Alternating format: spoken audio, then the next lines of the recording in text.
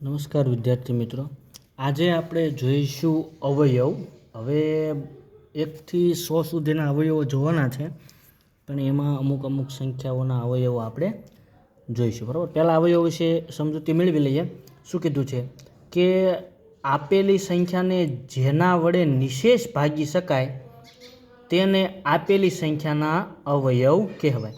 બરાબર, કોઈ સંખ્યા આપી હોય એને કઈ સંખ્યા વડે નિશેષ ભાગી શકાય છે, તે જે સંખ્યા વડે નિશેષ ભાગાકાર થતો હોય તો તેને આપણે અવયવ કહીશું. બરાબર, અહીંયા કીધું છે કે સાદી સરળ ભાષામાં જો આપણે સમજવું હોય તો જે સંખ્યાઓના ઘડિયામાં આપેલી સંખ્યા આવતી હોય તે બધી જ સંખ્યાઓ આપેલી સંખ્યાના અવયવ કહેવાય. બરાબર, એવું કહેવાય કે જે ઘડિયા બોલીએ આપણે અને એમાં જે સંખ્યા આપણે લીધી છે તે કોના ઘડિયામાં આવે છે, તો જેના ઘડિયામાં આવતી હોય તેને આપણે અવયવ કહેશું, તે જે બધી સંખ્યા ભેળી થાય. બરાબર, અહીંયા ઉદાહરણ તરીકે 12ને લીધેલા છે. 12ના અવયવો આપણે મેળવવા છે. તો 12 જે છે એને 1 થી તે 12 સુધીમાં કઈ સંખ્યા વડે નિશેષ ભાગી શકાય છે તેને આપણે 12ના અવયવો કહેશું. એટલે નિશેષ ભાગાકાર થવો એનો મતલબ ચાવી લાગવી એવો પણ કહેવાય, કે જેની ચાવી લાગે બરાબર એ 12ના અવયવોમાં આવશે. અહીંયા 1નું તો કંઈ આવે નહીં, 1 દરેકનો અવયવ હોય, કારણ કે 1 વડે કોઈ પણ સંખ્યા હોય તેને નિશેષ ભાગી શકાય, મતલબ 1 વડે નિશેષ ભાગી શકાશે. હવે 2 વડે 12ને નિશેષ ભાગી શકાય, તો કે હા 2 વડે પણ 12ને નિશેષ ભાગી શકાય. 2 6 12 એમ ઘડિયામાં પણ આવે, 2 6 12. તેવી જ રીતે 3 વડે નિશેષ ભાગી શકાય. હા, 2 ને 1 3 સરવાળો થાય છે એટલે 3ની ચાવી લાગે છે, તો 3ની ચાવી લાગે છે મતલબ 3 વડે નિશેષ ભાગી શકાય. અને આમ પણ 3 ચોક 12 એમ 3ના ઘડિયામાં પણ આવે છે. અહીંયા આગળ કીધેલું છે ઘડિયામાં જે સંખ્યા આવતી હોય છે, બરાબર, તો 3ના ઘડિયામાં પણ આવે છે. 4ના ઘડિયામાં, તો કે હા 4 13 12, તો 4ના ઘડિયામાં પણ આવે, તો 4 પણ 12ના અવયવ છે.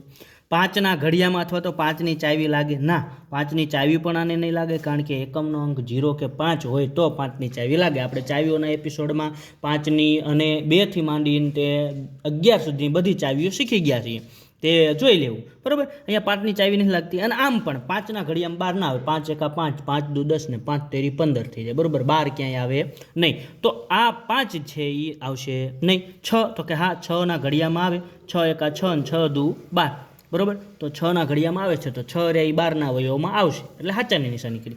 ત્યારબાદ 7ના ઘડિયામાં, તો કે ના 7 એકા 7 ને 7 દુ 14, 12 આવશે નહીં. 8ના ઘડિયામાં 8 એકા 8, 8 દુ 16, તો 8ના ઘડિયામાં પણ 12 નહીં આવે. 9 એકા 9, 9 દુ 18, 9ના ઘડિયામાં પણ નહીં આવે. 10 એકા 10, 10 દુ 20, 10ના ઘડિયામાં પણ નહીં આવે. 11ના ઘડિયામાં પણ નહીં આવે. 11 એકા 11 ને 11 દુ 22 થઈ જાય છે. બરાબર, 12ના ઘડિયામાં, તો કે હા 12ના ઘડિયામાં 12 આવે છે, ખુદના ઘડિયામાં ખુદ આવતા જ હોય. પોતાનો જ ઘડિયો હોય તો પોતે સંખ્યા પહેલા જ નંબરે આવી જાય, 12 એકા 12. બરાબર, તો 12 પણ આવશે.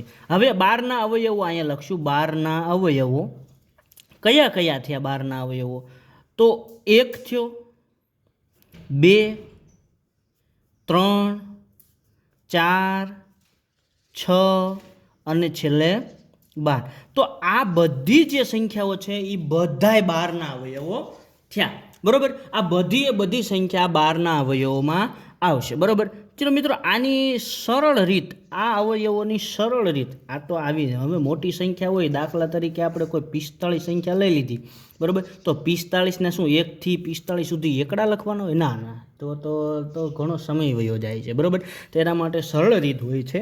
તે સરળ રીત જો શીખવી હોય તો અમારી ચેનલને સબસ્ક્રાઈબ કરી લો. આ દરેક સંખ્યાના 1 અથવા 2 અથવા તો 3, બરાબર, 1 થી 100 સુધીના દરેકના અવયવોનું આપણે આ એપિસોડ રાખવાનો છે. દરેકના અવયવો આપણે પાડી અને વિડીયો દરરોજ સમય મળે એ પ્રમાણે મેકતા જઈશું. બરાબર, જો વધારે અવયવો હશે, મોટી સંખ્યા હશે, તો 1 અથવા 2 અથવા તો 3, બરાબર, મતલબ અવયવો 100 સુધી પૂરા કરવાના છે. તો સરળ રીત જો તમારે શીખવી હોય અવયવો પાડવાની, તો અમારી ચેનલને સબસ્ક્રાઈબ કરી લેજો અને આ વિડીયોને આગળ શેર કરજો.